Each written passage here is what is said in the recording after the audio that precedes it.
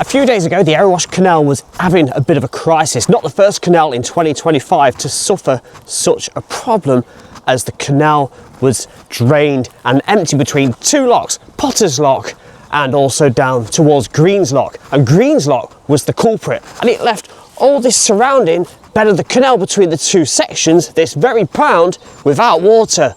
And the ducks and the fish had nowhere to go apart from a narrow stream down the centre. But work has commenced very, very quickly, and the Canal and River Trust have come down and rectified the problem.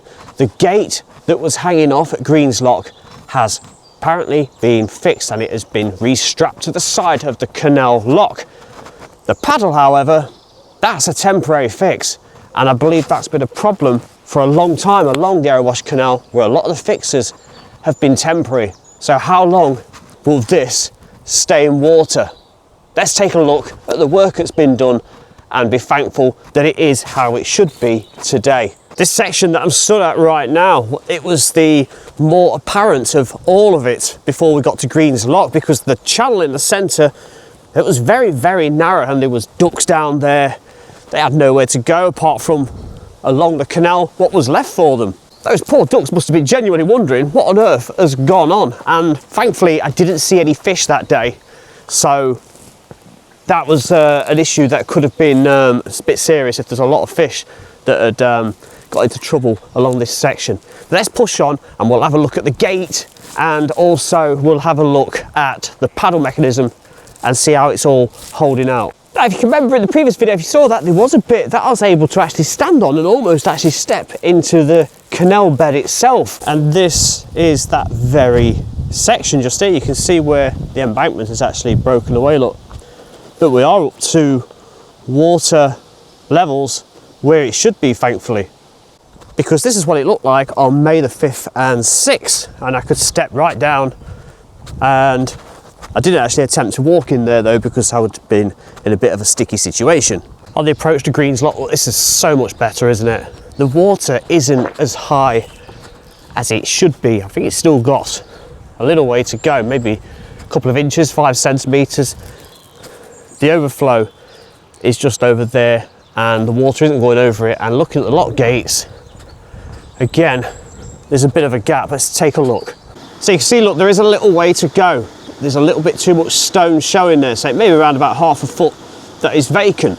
Now then, we look at the gates and get you in closer. Again, you can see it even better, look. That gap is still there, where the water level hasn't quite risen to where it needs to be.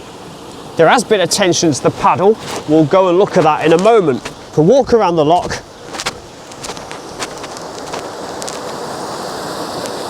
That's looking much better, isn't it?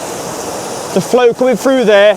This is what it looked like though, just a couple of days ago. So I'll move you along. That gate on the right was hanging off at the hinge. The strap had broken away and it needed a fix. Look, this is what it looked like. And this is the gate hanging off, and also the strap that had broken off when I'd gone around to the other side. But taking a closer look, you can see that strapping has been fixed. Look, it's holding the gate up, and it is exactly in the position that it needs to be. So that's one job sorted, isn't it, and complete. Let's pop and have a look where the damaged ground paddle was and see what they've done about that, because clearly something's working, isn't it, for the pound to be pretty much full again. So the paddle gearing, the mechanism, that's been removed. That was there and it had collapsed down when I was here a couple of days ago. Point the camera around, you can see there has been a temporary fix put in place where that wooden beam has been put in, and it's holding that paddle in place, because when I was here the other day, there was swirling, flowing water, and it was escaping down there and being let out into the lock, emptying this pound just here. As I say, there's still a way to go to fill this, but I'd say within the next 24 hours, it should be exactly where it needs to be. It's great to see it how it should be, and hopefully it'll stay like this for a while before there are any further problems. A lot of you have seen the video, a lot of you have commented as well. There's been a few comments on social media that got a little bit political. I'm not here for that, and it definitely isn't down to global warming that this was empty and a shortage of water, as 2 or 3 did suggest.